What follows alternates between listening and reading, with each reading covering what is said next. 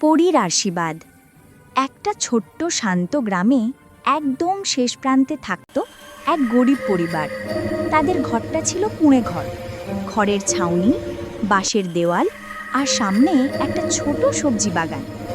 পরিবারে ছিল ৫ জন: বাবা হরিদাস, মা লতা, ছেলে রাজু, মেয়ে মিনি আর ঠাকুমা কমলা দিদি।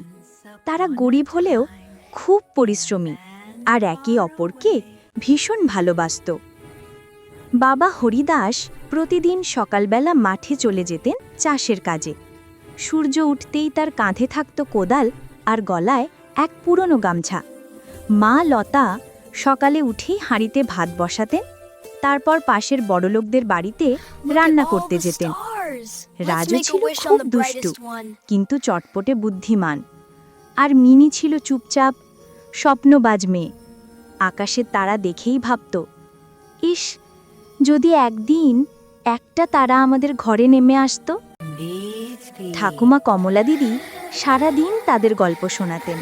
তিনি বলতেন, ভালো কাজ করলে একদিন না একদিন পরী এসে আশীর্বাদ দিয়েই যায়।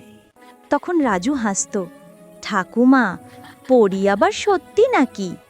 ঠাকুমা চোখ টিপে বলতেন, সত্যি, কিন্তু সে আসে শুধু ভালো মনের মানুষদের কাছে।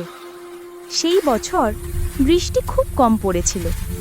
ফসল নষ্ট হয়ে গেল, বাবার কাজও বন্ধ। মা যা রোজগার করতেন তাতে একবেলা ভাতও জোটানো মুশকিল হয়ে গেল। ঠাকুমার ওষুধ শেষ হয়ে গেছে, রাজুর স্কুলের খাতা কেনার টাকাও ছিল না। রাতে সবাই একসাথে বসে আলুর অভাবে ছোট প্রদীপ জ্বালিয়ে খেত, তবু তাদের মুখে ছিল হাসি। মিনি তখন আসতে বলতো, আমরা গরিব হলেও একসাথে তো আছি, তাই না মা? লতা মায়ের চোখে জল এসে যেত, কিন্তু তিনি হেসে বলতেন, হ্যাঁ মা, একসাথে থাকাটাই সবচেয়ে বড় আশীর্বাদ। সেই রাতেই আশ্চর্য ঘটনা ঘটল। সবাই ঘুমিয়ে পড়ার পর মিনি জানলার পাশে বসে তারা দেখছিল। হঠাৎ আকাশে একটা আলোর রেখা ছুটে এলো। আলোটা ক্রমে কাছে এলো আর দেখা গেল এক সুন্দর পরী নেমে আসছে ঝলমলে সাদা পোশাকে। মিনি ভয়ে কাঁপলেও পরী মিষ্টি হেসে বলল, ভয় পেও না মিনি, আমি আকাশের ফুল পরী।